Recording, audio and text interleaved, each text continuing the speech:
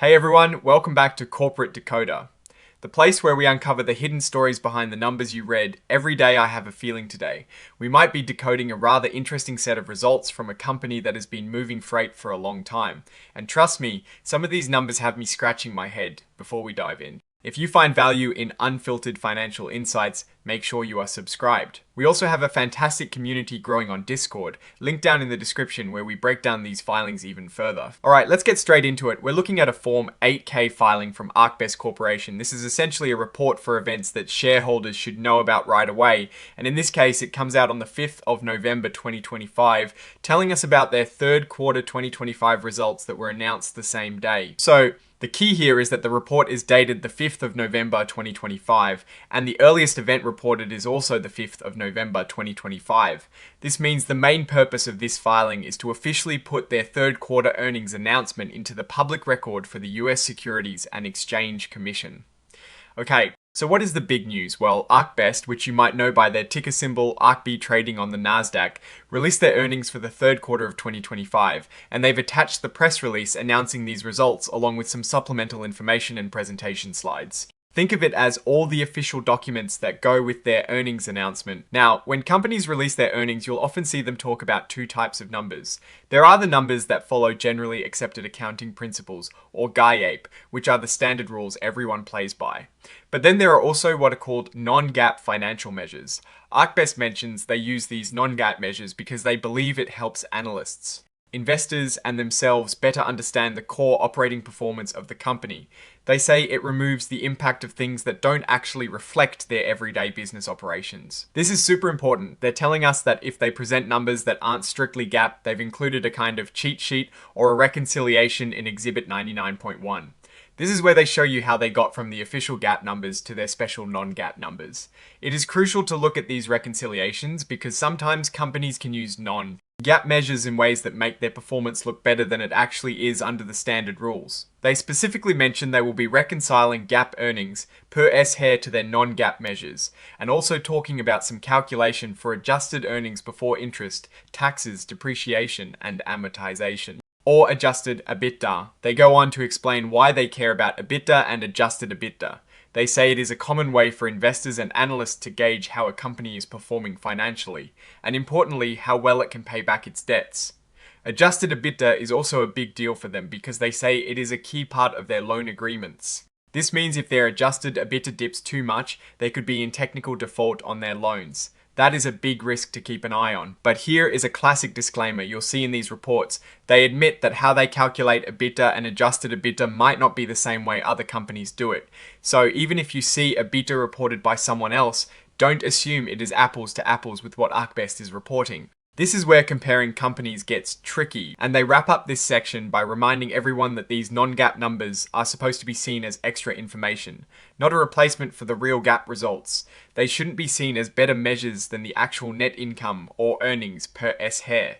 It's like saying, here is the official score, and here is our coach's score that makes us look better. Now, the real meat where we'd usually find the numbers is in Exhibit 99.1, the press release, and Exhibit 99.2, the supplemental information.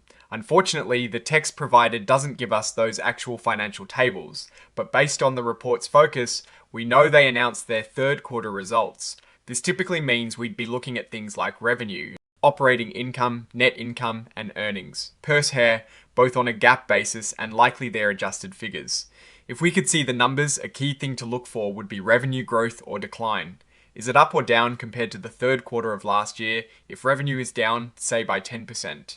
That could mean they are struggling to get new customers or keep existing ones. If it is rising nicely, that is a good sign of demand for their services. Then we check profitability. Did their net income increase or decrease? Even if revenue grew, if their costs grew even faster, their profit might shrink. This would tell us about their efficiency and their ability to control expenses. We'd also want to see their earnings per S-hair or EPs. This is the profit allocated to each share of stock. A rising EPs is generally a positive sign for shareholders. The mention of adjusted EBITDA tells us they might be trying to emphasize a recurring operational profit.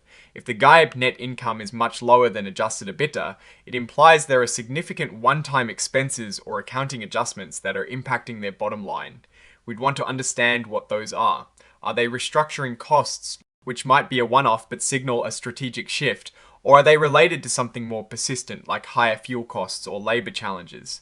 Given ArcBest is in the logistics and transportation industry, we'd also be looking for how their different business segments are performing. Are they seeing strength in one area, like freight transportation, but weakness in another, perhaps less profitable segment?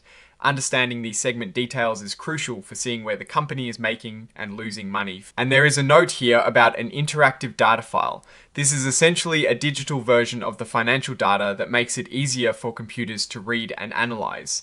It is a standard thing in these filings. Finally, the report needs to be signed off by someone from the company.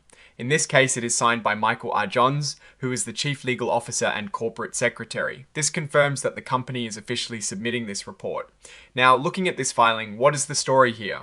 ArcBest is reporting their third quarter results, and they're emphasizing what they call core operating performance using non-GAAP measures. While this isn't inherently bad, it is a signal to be extra vigilant.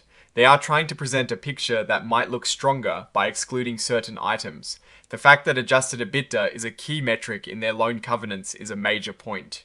It means that while they might be focused on operational efficiency for investors, their lenders are watching profitability very closely through a specific lens. If the company is facing headwinds that affect their GAAP net income but not their adjusted EBITDA, it is important to understand the nature of those headwinds. Are they temporary, like a one-off lawsuit settlement, or are they more structural, like a lasting increase in operating costs that management is choosing to exclude from their core performance narrative? A key risk for any transportation company right now is fuel prices, labor availability, and the overall demand for goods.